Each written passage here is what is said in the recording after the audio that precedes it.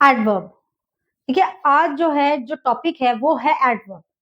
It's also an very important part of grammar. ठीक है, देखिए क्या होता है एडवर्ब, क्या होता है। देखिए एडवर्ब के नाम में समझ में आता है आपको एडवर्ब, वर्ब में एडिशन करना, वर्ब की इंपॉर्टेंस बताना कि वर्ब क्या कर रहा है। ओके, हमें पता है कि वर्ब क्या है, ठीक है, लेकिन एडवर्ब, वर्ब में एडिशन करना। जैसे देखिए an adverb is a word that describes a verb, जो वर्ब को डिस्क्राइब करता है कि वर्ब क्या कर रहा है, कहां जा रहा है, क्या काम कर रहा है। एन एडजेक्टिव और अनदर एडवर्ब, यानी एक एडवर्ब कितनों के काम आ रहा है कि वर्ब के, एडजेक्टिव के और एडवर्ब खुद अपने खुद के भी काम आ रहा है। तो इट्स नॉट एन मैंडेटरी, ये कोई जरूरी नहीं है कि एडवर्ब हम यूज करें, लेकिन बहुत सारे ऐसे सर्कमस्टेंसेस होते हैं, बहुत सारी ऐसी सिचुएशंस होती है जहां पे हमें एडवर्ब की जरूरत पड़ती है, जहां हमें खुद कुछ खास बताना हो ना, स्पेशलिटी बतानी हो हमें कि भाई ये क्या कर रहा है।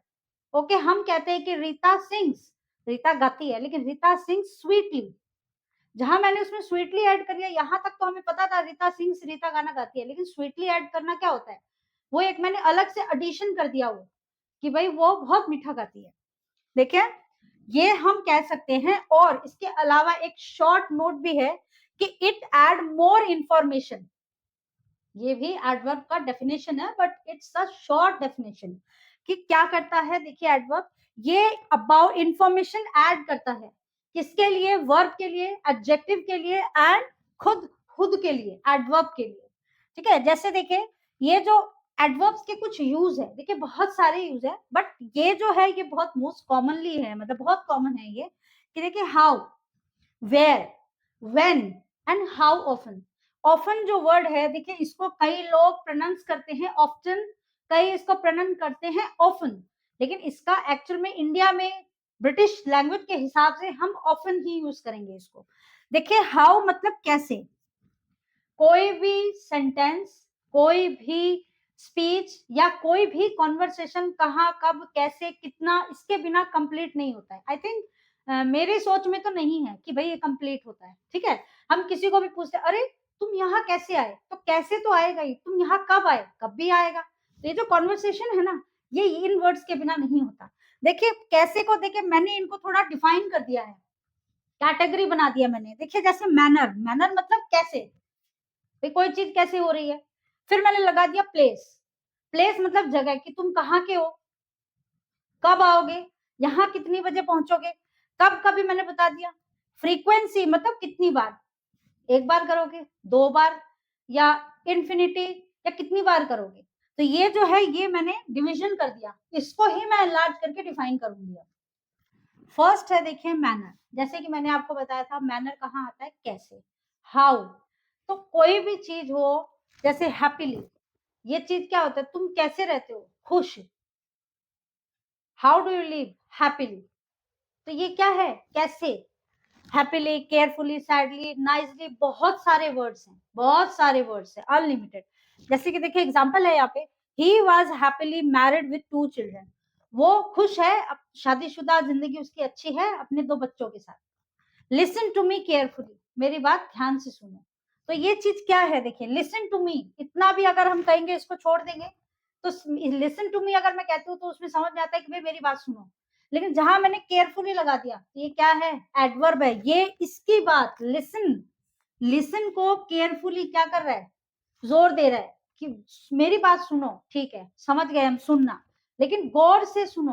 तो गौर से सुनो, सुनने की बात को जोर दे रहा है केयरफुली, वो कह रहा है the room was decorated very nicely, वो रूम बहुत सुंदर तरीके से डेकोरेट किया गया, सजाया गया है। ठीक है, तो एडवर्ब क्या करता है, एडवर्ब, वर्ब की जो विशेषता होती है उसको पॉइंट आउट करता है, उसको पॉइंट करता है, उसकी विशेषता बताता है कि वो क्या कहना चाह रहे हैं। नेक्स्ट है देखिए प्लेस, ठीक है, हेयर, नियर यानी यहाँ, कहाँ, प्लेस, नियर, फार, आउटसाइड, इनसाइड, अंदर भी, बाहर भी, कहीं भी हो सकता है।